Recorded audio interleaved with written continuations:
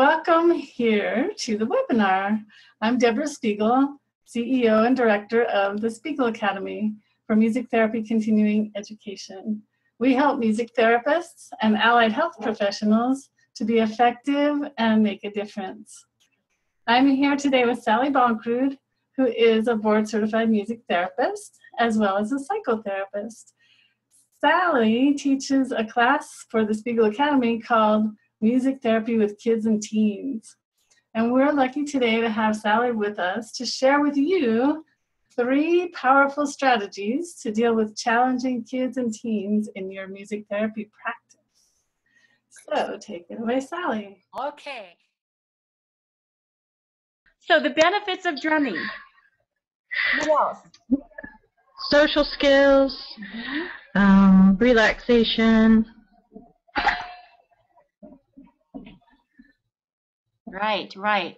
So I'm going to move to the next slide, and you can see here are some other ideas. You guys have got, you're right on the right track here. To me, the biggest thing about drumming is it really grounds the kids and teens. And it's just that it's regulating the inner rhythms. And if their pulse is really fast, it's like we can bring it down. We can tone it down. We can speed it up I've worked with a lot of kids with depression, and it's like their beat is so slow, and if one can begin to encourage them to pick it up a little bit, it just changes their whole energy. So grounding is really important. It helps develop creative expression. It's used as a tool to quiet your inner voices. We talk about meditation, and with a 3-year-old, it's like we're not exactly. That's a little hard to do. But if we can get a very young child to really focus on the beat, can you hear the beat? Can you stay with the beat? Stay with it. Then they too can experience that sense of meditation and begin to quiet those inner voices. And number 4, it helps to unlock emotional blocks. I don't know how many of you have ever had like that cathartic experience where they're just drumming like crazy until they're to the point of exhaustion, and then they feel complete. Oftentimes in working with kids that really have anger issues, and I actually use cardboard boxes so they can really kind of destroy it. And then we talk about what is it that they release there. And then we can begin to work with a regular drum. Number 5, helps to improve self-esteem.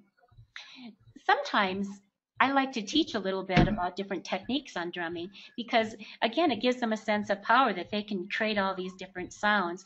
And also just being able to connect with you and make interesting rhythms and beats, I think it gives them a sense of, can do, particularly with teenagers. And do you guys know about the Pattern Play Inspiring Creativity at the Piano by Akito and Forrest Kenny? You familiar with the book? I don't think so. Well, there's a whole series of books. There's like 5 of them. And they give you all kinds of different patterns, different chord structures. A lot of this we already know, like the 12-bar blues and, different patterns. But they give you all like tons and tons more ideas. And I found having these and actually practicing different patterns myself, because I get to be in a little bit of a rut with certain ones that I like. And so this kind of helped bring me out of my rut so that I would have more options for the different types of clients that I work with. So we're going to explore some of these, and I'm going to demonstrate a little bit on the piano. So we're going to go to number 4, which is basically an African pattern. And again, this is from that same book. And it's just got a 1-4-5-1 pattern. And it goes like this.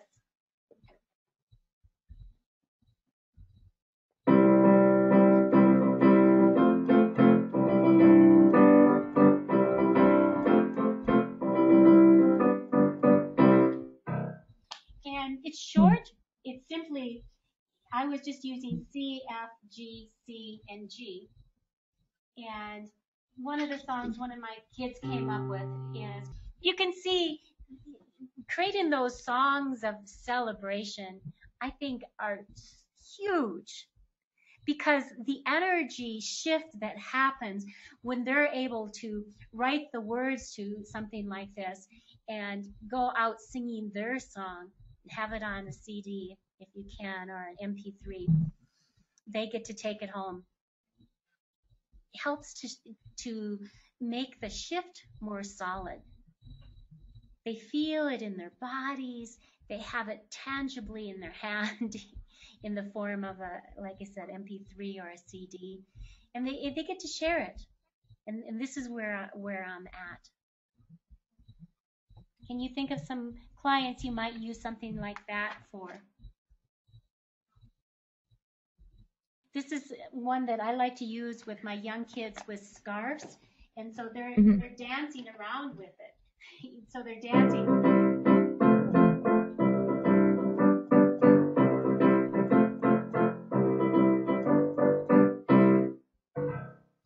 And then I sometimes move it into just a word.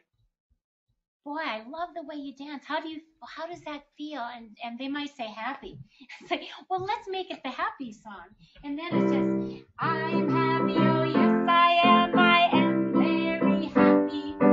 I'm happy, yes I am. See me smiles in a happiness. So sometimes I just take a word, I take an action that they have, and I tweak it a little bit. And then I think of, I would even expand it from there. What are the things that make you happy? And then it becomes a song about all the things that make them happy. I try never to use songwriting to totally ignore why they're seeing me. In other words, like, you know, the little girl that attacks her mom. It's like, okay, that's part of it. And I can be happy though.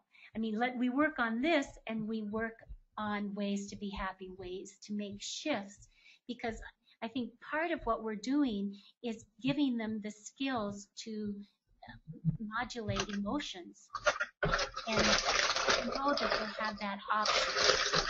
Not maybe to go right from anger to this, but, you know, to play in between there and to experiment with really integrating that feeling of happiness and joy. How might you use it?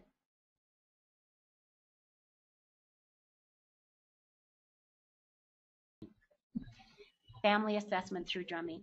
To give you an idea of how this works, in my office one time I had a mother that had come to me, had 2 young daughters, and the mother had just lost a baby, and she was grieving terribly, and she didn't know what to do, and she came to me really for that reason.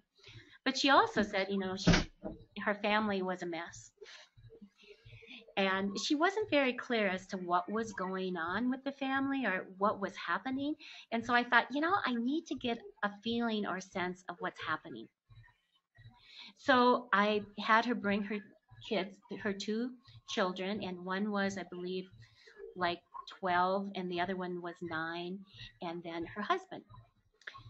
So they came into my office. The husband immediately sat in the corner, the furthest away from me, and folded his arms and just made no eye contact.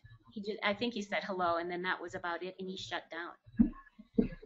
Then I put the gathering drum in the middle of the floor, and I asked the mother, I said, I'd like you all to gather around the gathering drum, and we're going to play together. And you can play anything that you like, and there's no possibility for mistakes. Whatever you do. So again, does the dad move? No. He's in the chairs, arms folded. And the mother begins to move down, and the other teenager is holding back. And the youngest daughter says, come on, everybody, come on. She wants us to play the drum. And she's like, with her hands, trying to bring them all over to the drum. So she sits over by the drum, and the mother kind of says, you know, I'm coming. And the mother sits over by the drum. And slowly the teenage daughter kind of comes over to the drum. So now I have the two daughters and mom around the gathering drum. Dad's still in the corner. And nobody plays. And the youngest again says, but aren't we going to play? And and again, I'm saying nothing. Because I'm just looking at what the family dynamic is. I want to know what's going on in the home. And this is giving me a window into who's in charge. And it's definitely not mom, and it's definitely not dad. And this young little one is feeling like she has to hold the whole group together, and it's falling apart. And as I looked at that family dynamic, as much as I knew the mother was in grief and definitely needed help, this little one that was trying to hold everything together, even though she seemed to be the most healthy, she was also carrying a huge weight.